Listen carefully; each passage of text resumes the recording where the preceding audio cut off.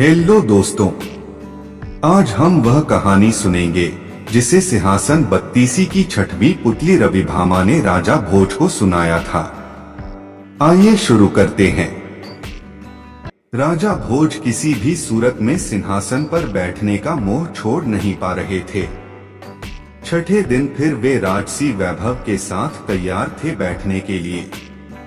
तभी छठी पुतली रविभामा ने उन्हें रोक दिया और कहा, सुनो राजन, यह सिंहासन परम प्रतापी राजा विक्रमादित्य का है। क्या तुम उनकी दानवीरता और शौर्य का मुकाबला कर सकते हो? आओ, मैं तुम्हें उनकी महानता की कथा सुनाती हूँ। एक दिन विक्रमादित्य क्षिप्रा नदी के तट पर बने हुए अपने महल से प्राकृतिक सौंदर्य को निहार रहे थे। बरसात का महीना था। नदी उफन रही थी और अत्यंत तेजी से बह रही थी। इतने में उनकी नजर एक पुरुष, एक स्त्री और एक बच्चे पर पड़ी। उनके वस्त्र तार-तार थे और चेहरे पीले।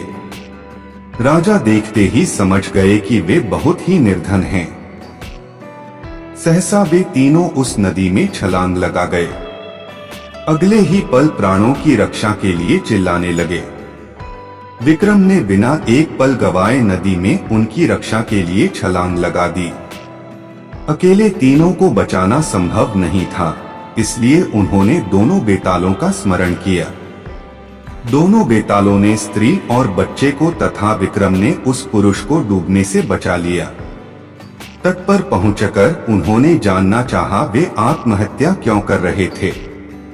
पुरुष ने बताया कि वह उन्हीं के राज्य का एक अत्यंत निर्धन ब्राह्मण है जो अपनी दरिद्रता से तंग आकर जान देना चाहता है। वह अपनी बीवी तथा बच्चे को भूख से मरता हुआ नहीं देख सकता और आत्महत्या के सिवा उन्हें अपनी समस्या का कोई अंत नहीं नजर आता। इस राज्य के लोग इतने आत्मनिर्भर है कि सारा काम खुद ही करते हैं, इसलिए उसे कोई रोजगार भी नहीं देता। राजा विक्रम ने ब्राह्मण से कहा कि वह उनके अतिथिशाला में जब तक चाहे अपने परिवार के साथ रह सकता है, उसकी हर जरूरत पूरी की जाएगी। ब्राह्मण ने कहा कि रहने में तो कोई हर्ज नहीं है, लेकिन उसे डर है कि कुछ समय बाद आतिथ्य में कमी आ जाएगी और उसे अपमानित होकर जाना पड़ेगा। राजा विक्रम ने उसे विश्वास दिलाया कि ऐसी कोई बात नहीं होगी और उसे भगवान समझकर उसके साथ हमेशा अच्छा बर्ताव किया जाएगा। विक्रम के इस तरह विश्वास दिलाने पर ब्राह्मण परिवार अतिथिशाला में आकर रहने लगा। उसकी देखरेख के लिए नौकर चाकर नियुक्त कर दिए गए। वे मौज से रहते, अपनी मर्जी से खाते पीते और आरामदेह पलंग पर सोते। किसी चीज की उन्हें कमी नहीं थी, लेकिन वे सफाई पर बिल्कुल ध्यान नहीं देते। जो कपड़े पहनते थे उन्हें कई दिनों तक नहीं बदलते। जहां सोते वहीं थूकते और मलमूत्र त्याग भी कर देते। चारों तरफ गंदगी ही गंदगी फैल गई। दुर्गंध के मारे उनका स्थान एक पल भी ठहरने लायक नहीं रहा। नौकर चाकर कुछ दिनों तक तो धीरज से सब कुछ सहते रहे, लेकिन कब तक ऐसा चलता। राजा के कोप की भी उन्होंने परवाह नहीं की और भाग खड़े हुए। राजा ने कई अन्य नौकर भेजे, पर सबके सब एक ही जैसे निकले। सबके लिए यह काम असंभव साबित हुआ। तब विक्रम ने खुद ही उनकी सेवा का बीड़ा उठाया। उठते बैठते, सोते जगते वे ब्राह्मण परिवार की हर इच्छा पूरी करते। दुर्गंध के मारे माथा फटा जाता, फिर भी कभी अपशब्द का व्यवहार नहीं करते। उनके कहने पर विक्रम उनके पांव भी दबाते।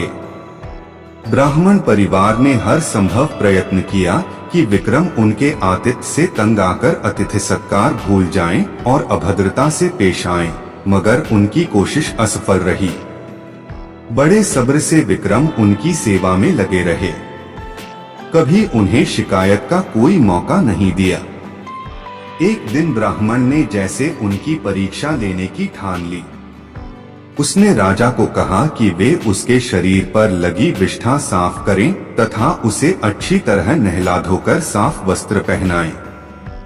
विक्रम तुरंत उसकी आज्ञा मानकर अपने हाथों से विष्ठा साफ करने को बढ़े। अचानक चमत्कार हुआ। ब्राह्मण के सारे गंदे वस्त्र गायब हो गए। उसके शरीर पर देवताओं द्वारा पहने जाने वाले वस्त्र आ गए। उसका मुखमंडल तेज से प्रदीप्त हो गया। सारे शरीर से सुगंध निकलने लगी। विक्रम आश्चर्यचकित थे। तभी वह ब्राह्मण बोला कि दरअसल वह वरुण है। वरुण देव ने उनकी परीक्षा लेने के लिए यह रूप धरा था।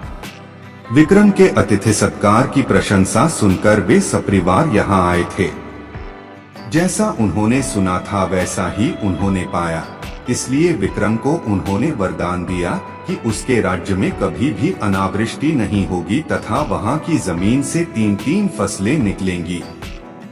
विक्रम को वरदान देकर वे सपरिवार अंतर्ध्यान हो गए।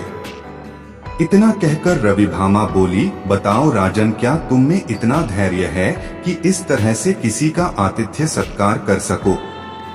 राजा भोज असमंजस में पड़ गए और बिना कुछ कहे अपने कक्ष में लौट गए। अगले दिन की कहानी हम अगले एपिसोड में सुनेंगे दोस्तों। आप इसी तरह कहानी सुनते रहे और खुश रहे और हमारा चैनल जरूर सब्सक्राइब कर ले। धन्यवाद।